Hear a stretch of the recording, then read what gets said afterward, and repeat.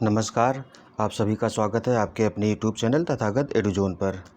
कल हमने डीपीएसपी के बारे में बात की थी और उस पर विस्तृत चर्चा की थी कि किस तरीके से कौन-कौन से गांधीवादी प्रावधान हैं, कौन से उदार बौद्धिक प्रावधान हैं और कौन से समाजवादी प्रावधान हैं, जो कि डीपीएसपी हमको प्रदान करता है। आप लोगों से एक निवेदन करना था कि जब आप वीडियो देख रहे हैं तो कोशिश करिए कि पूरा वीडियो देखिए, तो उससे वीडियो बनाने का पर्पज़ भी सफल होगा और आपको भी फ़ायदा होगा। ठीक है, अब इसी के साथ बढ़ते हैं कि जो आज का हमारा टॉपिक है, वो है अनुच्छेद संविधान के भाग 4 के तहत 4A के तहत अनुच्छेद 51A में जो मूल कर्तव्य सम्मिलित किए गए हैं, तो उनमें क्या प्रावधान किए गए हैं कि जब संविधान लागू हुआ था तब इनको शामिल नहीं किया गया था। तो बाद में हम देखते हैं 42वें संविधान संशोधन 1976 में इनको शामिल किया गया है और इनमें कौन-कौन से कर्तव्य हैं जो नागरिकों पर दायित्व डालते हैं कि इनको ये करना है। ये बाध्य तो नहीं है, लेकिन ये है कि नागरिक का कर्तव्य है कि वो उनके इन कर्तव्यों को पूरा करे। तो इसी दिशा में हम आगे बढ़ते हैं तो देखते हैं कि स्वर्ण सिंह समिति की सिफारिश पर 42वें संविधान संशोधन अधिनियम 1976 में ये जो मूल कर्तव्य हैं इनको भारतीय संविधान में जोड़ा गया है। तो भाग 4A के तहत ये जोड़े गए हैं। उसके बाद क्या है, तो अनुच्छेद कौन सा है, 51A के तहत अंतर्गत कौन से 10 मूल कर्तव्य जोड़े गए थे। तो जब 1976 में संविधान संशोधन किया गया तो उस समय जो मूल कर्तव्य थे उनकी संख्या थी 10 थी। उसके बाद 86वें संविधान संशोधन अधिनियम 2002 द्वारा एक और मूल कर्तव्य जोड़ा गया, तो अब बढ़कर कितनी हो गई है, 11। तो टोटल हमारे जो मूल कर्तव्य हैं संविधान में वो 11 मूल कर्तव्य हैं। वर्तमान में मूल कर्तव्य भारतीय संविधान में शामिल किए जाने से भारतीय नागरिकों को यह दायित्व है कि क्या वे इन कर्तव्यों की रक्षा करें जो भारतीय संविधान के अनुच्छेद 51A में बताए गए हैं। मतलब यह कि जो 51A के तहत 11 कर्तव्य बताए गए, तो उनका आपको दायित्व है कि नैतिक दायित्व आपका है कि उनको पूरा करें। फिर क्या है कि मूल कर्तव्य भारतीय नागरिकों के लिए एक नैतिक दायित्व के रूप में कार्य करते हैं। तो आपका नैतिक दायित्व है ये।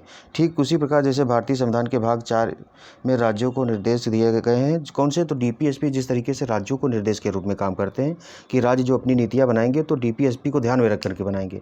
उसी तरीके से भारतीय नागरिकों को कहा गया कि जब आप अपने अधिकार की बात करते हैं तो आपको संविधान ये कर्तव्य देता है कि इन कर्तव्यों को भी आप ध्यान में रखें कि आपको कैसे नीतियाँ अपने अधिकारों की मांग करनी है। तो इस दिशा में देखते हैं क्या आगे है कि मूल कर्तव्य नैतिक दायित्व होते हुए भी इसलिए महत्वपूर्ण है क्यों, जब न्यायालय किसी नागरिक के मूल अधिकारों की व्याख्या करता है तो व्याख्या करते हुए यह भी देखता है कि उस व्यक्ति ने अपने नैतिक दायित्व का कितना पालन किया है अथवा नहीं किया है। मूल कर्तव्य का यही संवैधानिक महत्व है। तो इनको संविधान में शामिल करने का महत्व सबसे बड़ा यही है कि जब आप अपने मूल अधिकारों के हनन की तर्ज पर न्यायालय जाते हैं, तो जब न्यायालय उस अधिकार के बारे में आपकी जो विचार कर रहा होता है तो वो ये भी काउंट करता है कि आप अपने जो नैतिक दायित्व यानी कि संवैधानिक दायित्व जो दिए गए हैं भाग 4A के तहत, तो उनको कितना पूरा कर रहे हैं। उस परिप्रेक्ष्य में आपको नैतिक जो मूल अधिकार हैं उनको दिलाने का प्रयास किया जाता है। क्योंकि देखो, किसी का हमने जब अधिकार पढ़ा रहे थे तो ये भी बताया था कि एक व्यक्ति का जो कर्तव्य है दूसरे व्यक्ति का अधिकार बनता है।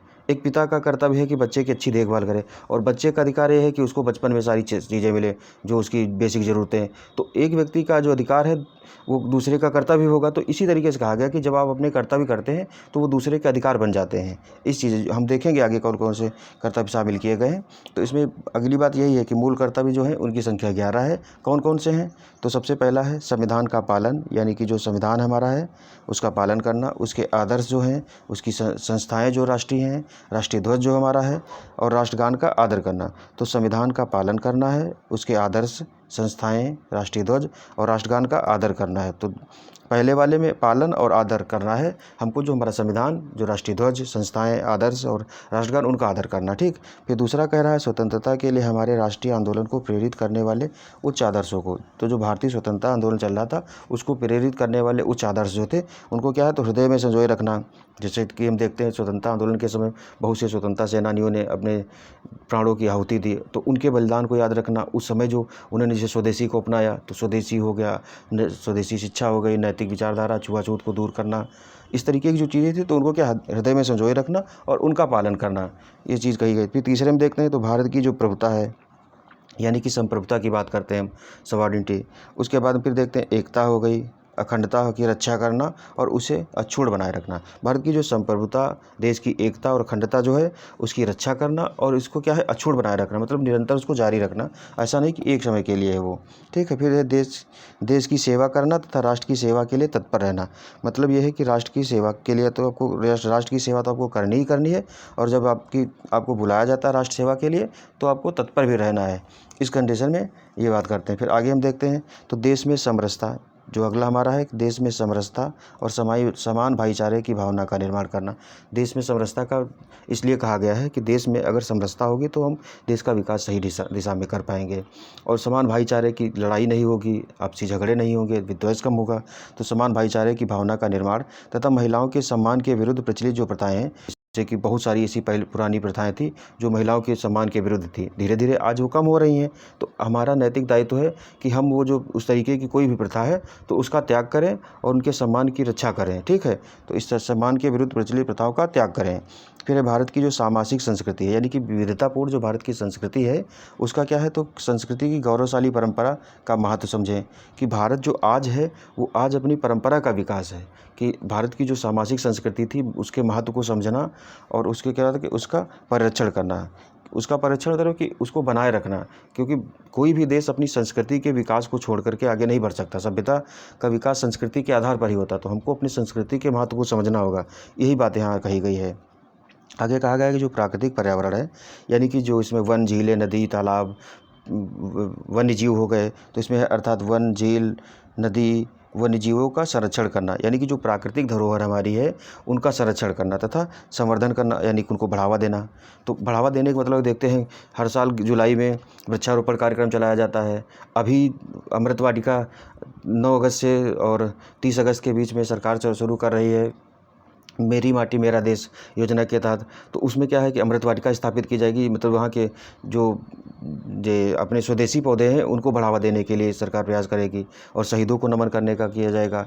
हम देखते हैं कि भारत वैसे भी प्रकृति को संरक्षण देने वाला देश रहा, तो वो कहा कि प्राकृतिक जो पर्यावरण है उसको संरक्षित करना और उसका संवर्धन करना। ठीक है। फिर वैज्ञानिक दृष्टिकोण, मानवतावाद, ज्ञानार्जन और सुधार की भावना का निर्माण करना। अब यहाँ वैज्ञानिक दृष्टिकोण का मतलब ये है कि आप अपने जीवन में अंधविश्वास को ना अपनाएं, रूढ़ियों को ना अपनाएं, अज्ञानता को ना अपनाएं। तो इस चीज़ को हटा करके जो वैज्ञानिक दृष्टिकोण है, तर्कवादी दृष्टिकोण है, जो अच्छी चीज़ें हैं उनको एक्सेप्ट करें और जो ख़राब चीज़ें हैं उनको छोड़ दें। ये कहा गया कि वैज्ञानिक दृष्टिकोण का मतलब आप सोच परख करके कोई काम करिए ना, कि जो कोई कह रहा है, किसी भी समुदाय का कोई व्यक्ति हो, आप आँख मूंद कर उस पर विश्वास मत कीजिए। आप अपने हिसाब से देखिए कि चीज़ सही है तो उसको अपनाइए, नहीं सही है तो उसको छोड़ दीजिए। ठीक है। तो मानवतावाद मतलब यह है कि मानवतावाद का मतलब यह है कि इसमें एक होता है मानववाद, एक होता है मानवतावाद। तो मानवतावाद की बात करता है समस्त जीवों के कल्याण की बात करता है। मानववाद मानव केंद्रित अवधारणा है, उसमें सिर्फ मनुष्य के कल्याण की बात कही गई है। जब हम भौतिकवादी दर्शन देखते हैं तो उसमें मानववाद की बात की गई, लेकिन जब आध्यात्मिक दर्शन यानी कि खास करके जो भारतीय दर्शन की बात करते हैं तो उसमें मानवतावाद की बात कही गई। उसमें कहा गया कि सिर्फ मनुष्य ही जरूरी नहीं है पृथ्वी पर, मनुष्य के साथ साथ अन्य जीव जंतु, उनका भी सर्वाइवल जरूरी है। अगर वो नहीं रहेंगे तो खाली मनुष्य कैसे जीवित रह पाएगा। तो उसमें मानवतावाद जो है वो समस्त जीवों के संवर्धन की बात करता है। फिर इसमें ज्ञानार्जन की बात कही गई। ज्ञानार्जन मतलब कि अब अंधविश्वासों, रूढ़ियों, इन सबको दूर करने के लिए ज़रूरी क्या है और आर्थिक विकास के लिए भी ज़रूरी क्या है, ज्ञान अर्जन करें। मतलब शिक्षा के महत्व को यहाँ इंडिकेट किया गया है। फिर और सुधार की भावना मतलब है कि निरंतर सुधार की भावना बनाए रखें। ठीक है। तो इसका निर्माण करें। फिर आगे कहा गया जो सार्वजनिक संपत्ति को सुरक्षित रखना तथा हिंसा से दूर रहना। अभी हम देखते हैं कि कहीं भी हिंसा होती है, इसमें सबसे पहले है कि बस में आग लगा दो, सड़क चक्का जाम कर दो, इस तरीके की जो चीज़ें होती हैं, सार्वजनिक संपत्ति को तोड़ फोड़ मच जाती है। तो वो कहा गया कि उसका क्या करना है, आपको उसको सुरक्षित रखना है और तथा हिंसा से दूर रहना है। तो हिंसा किसी भी समुदाय के लिए जरूर ना ही अच्छी है और ना ही आवश्यकता है। हिंसा से जितना दूर रहेंगे उतना ज़्यादा प्रोग्रेस में आप रहेंगे। ये आप व्यक्तिगत जीवन में भी देख सकते हैं और सामाजिक में भी देख सकते हैं। जहाँ हिंसा होती है वहाँ का क्या हाल होता है। हम बहुत से ऐसे देश देख रहे हैं जहाँ हिंसा के कारण वहाँ विकास अवरुद्ध है और जो मानवीय मूलभूत आवश्यकताएं वो भी पूरी नहीं हो पा रही। तो हिंसा से दूर रहना और सार्वजनिक संपत्ति की सुरक्षा करना है। अगला है कि व्यक्तिगत और सामूहिक जीवन के सभी क्षेत्रों में निरंतर आगे बढ़ने का प्रयास करना, जिसके फलस्वरूप हमारा राष्ट्र उपलब्धि की नई ऊंचाइयों को छू सके। तो मतलब जो व्यक्तिगत स्तर पर जीवन में है उसमें निरंतर प्रगति करते रहना, कि हम आज जो है उससे अच्छा बनने की कोशिश करें। इससे क्या होगा कि हमारा तो विकास होगा ही होगा, साथ साथ में हमारे राष्ट्र का भी विकास होगा। ये चीज़ कहा गया, राष्ट्र हमारी नई उपलब्धियों को छू सकेगा। जैसे कि भारत की आज के समय में देखते हैं युवा आबादी सबसे ज़्यादा है, तो अगर हम अच्छा विकास करेंगे तो आने वाले समय में भारत विश्व गुरु की जो बात करता है वो भी बन सके, इस चीज़ को कहा गया है। फिर जो 11वां आपका मौलिक कर्तव्य है वो ये बात करता है कि माता पिता या अभिभावक 6 से 14 वर्ष तक के अपने बच्चों यानी कि बालक या बालिका जो भी हैं आपके, उनको अनिवार्य शिक्षा के समुचित अवसर दें और उन्हें प्रेरित करें। तो मतलब ये है कि बच्चे की शिक्षा को महत्व देने के लिए कहा गया कि ये अभिभावक की जिम्मेदारी है कि उनके बच्चे स्कूल जाएँ, क्योंकि बचपन में बच्चों को नहीं पता होता हम क्या हमारे लिए सही क्या गलत है। ये माँ बाप डिसाइड करें और उनका नैतिक दायित्व है कि बच्चे को स्कूली शिक्षा प्रदान करें। इस दिशा में हम देखते हैं कि 11 मौलिक कर्तव्य संविधान में प्रदान करता है और स्वर्ण सिंह समिति की सिफारिश पर 42वें संविधान संशोधन अधिनियम 1976 द्वारा इनको संविधान में शामिल किया गया है। अब जो मौलिक कर्तव्य है इनकी विशेषताएं क्या क्या हैं, कि इनको रखा गया तो इनकी क्या क्या विशेषताएं, तो कहा गया है कि कुछ नैतिक कर्तव्य है, कुछ नागरिक कर्तव्य है। नैतिक कर्तव्य है कि कुछ आपका मोरल, जैसे कि महिलाओं के सम्मान के विरुद्ध जो प्रचलित प्रथा है उनको त्यागना। उसके बाद में राष्ट्रीय आदर्श जो हैं, हमारे स्मारक हैं, राष्ट्रगान है, इनका आदर करना। कुछ नागरिक कर्तव्य नागरिकों के लिए है कि आपको कौन कौन सी, जैसे कहा गया कि हमारी धरोहर है उसका संरक्षण करना, गंदगी न फैलाना, इस तरीके के जो है नागरिक कर्तव्य। यह मूलतः भारतीय जीवन पद्धति के आंतरिक कर्तव्यों का वर्गीकरण है। भारतीय जीवन पद्धति जो है वो प्रकृति संरक्षण की रही है और हम देखते हैं कि यहाँ भौतिकवाद से दूरी ज़्यादा, बहुत भौतिकवाद के संरक्षण की बात नहीं की गई है। तो उसमें इन चीज़ों को बढ़ावा देने का भी ये प्रयास करते हैं जो मौलिक कर्तव्य हैं। फिर मूल कर्तव्य केवल नागरिकों के लिए हैं, मतलब ये है कि मौलिक कर्तव्य जिस तरीके से मौलिक अधिकार की हमने बात की थी कि कुछ जो मौलिक अधिकार हैं 5 तरीके के, वो नागरिकों के लिए, तो मौलिक कर्तव्य नागरिकों पर ही हैं। क्यों? क्योंकि ये आप भारतीय नागरिक होने के दावे से आपको मिल दिए जा रहे हैं। फिर मौलिक कर्तव्य जो है गैर न्यायोचित है, मतलब ये है कि आप न्यायालय में नहीं जा सकते हैं कि ये आदमी प्रकृति का संरक्षण नहीं कर रहा है तो हम न्यायालय में चले जाएं। हाँ, उस पर अन्य तरीके के मामले की वजह से न्यायालय में जा सकता है, कि उसके इसलिए सिर्फ नहीं जा सकता है कि वो प्रकृति का संरक्षण नहीं कर रहा है तो नुकसान भी नहीं पहुंचा रहा है, ये भी ज़रूरी है। अगर संरक्षण नहीं कर रहा, नुकसान नहीं पहुंचा रहा तो उस पर न्यायालय पर नहीं जा सकते, ये चीज़ कही गई। फिर इनकी आलोचना भी होती है। आलोचना किस लिए होती है? तो कहा गया कि जो कर्तव्यों की सूची है पूर्ण नहीं है। ऐसे बहुत से कर्तव्य जो शामिल नहीं किए गए हैं, जैसे कि मतदान करना, जैसे अनिवार्य मतदान का जो होना चाहिए वो नहीं है। परिवार नियोजन की बात कही गई थी, ये उस समय जो परिवार नियोजन था इसको शामिल नहीं किया गया था, आदि शामिल नहीं है। कुछ कर्तव्य अस्पष्ट, बहुअर्थी एवं आम व्यक्ति के लिए समझने में कठिन है। ऐसे हैं कि जैसे सामाजिक जो संस्कृति उसकी, तो सामाजिक शब्द ही समझना आदमी के लिए मुश्किल हो जाता है, आम आदमी के लिए। तो वो चीज़ कहा गया कि क्या है, एक तो बहुअर्थी हैं, कई मामलों में उनके कई अर्थ निकलते हैं। फिर उसके बाद कहा कि आम व्यक्ति के लिए समझने में कठिन है। इनके उल्लंघन पर कोई दंड का प्रावधान नहीं। क्यों? क्योंकि ये नैतिक कर्तव्य हैं आपके, कानूनी फॉर्मेलिटी, मतलब कानूनी रूप से बाध्य नहीं है आप पर कि इनको करना ही करना है, इस तरीके की बात कही गई है। संविधान में शामिल करना अतिरिक्त भार जैसा, मतलब इनको शामिल करने की जरूरत, क्योंकि जब संविधान बना था तो मौलिक कर्तव्य को शामिल नहीं किया गया था, बाद में शामिल किया गया। तो कहा गया कि इनको ऐसा क्या जरूरत है कि जो शामिल किया गया है।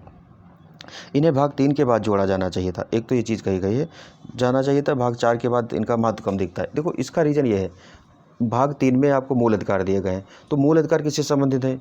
नागरिकों यानी कि व्यक्तियों के अधिकारों से संबंधित है। और जो मौलिक कर्तव्य संबंधित है वो किससे संबंधित है?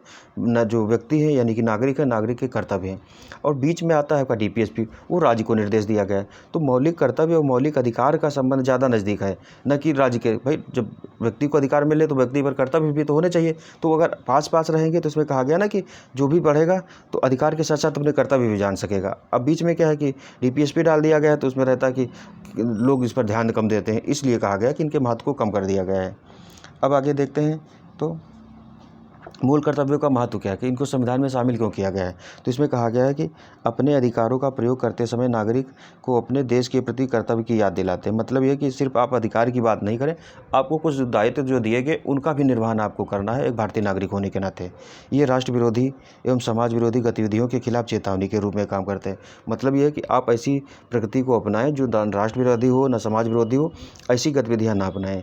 इसमें इस चीज़ को भी इंडिकेट किया गया है कि इन चीज़ों से, जो राष्ट्र विरोधी विरोधी गतिविधियाँ हैं, इनसे बचने का प्रयास करने के लिए आपको मौलिक कर्तव्य जो है याद दिलाते हैं, जो नैतिक दायित्व आपके हैं। नागरिकों के लिए प्रेरणा स्रोत हैं। प्रेरणा स्रोत ये है कि आपको बताते हैं कि आपको क्या क्या करना चाहिए और क्या नहीं करना चाहिए। उनमें अनुशासन और प्रतिबद्धता लाते हैं। इन चीज़ों को कहा गया कि अनुशासन भी बढ़ावा देते हैं, कि ऐसे कुछ कर्तव्य हैं जो अनुशासन को प्रेरित करते हैं और प्रतिबद्धता भी उनके प्रति बढ़ाते हैं। फिर अदालतों को किसी विधि की संवैधानिक वैधता उन्हें पता है ना, जब मूल अधिकारों के बारे में सर्वोच्च न्यायालय देखता है तो उसमें देखता है कि आपके मूल कर्तव्यों का कितना पालन करते हैं, तो एवं उनके परीक्षण के संबंध में सहायता करते हैं। तो विधि जब राज्य या नागरिकों के मामले जब सर्वोच्च न्यायालय देखता है तो उसमें ये भी देखता है ना कि मौलिक कर्तव्य का कितना पालन हो रहा है, ये चीज़ कही गई है।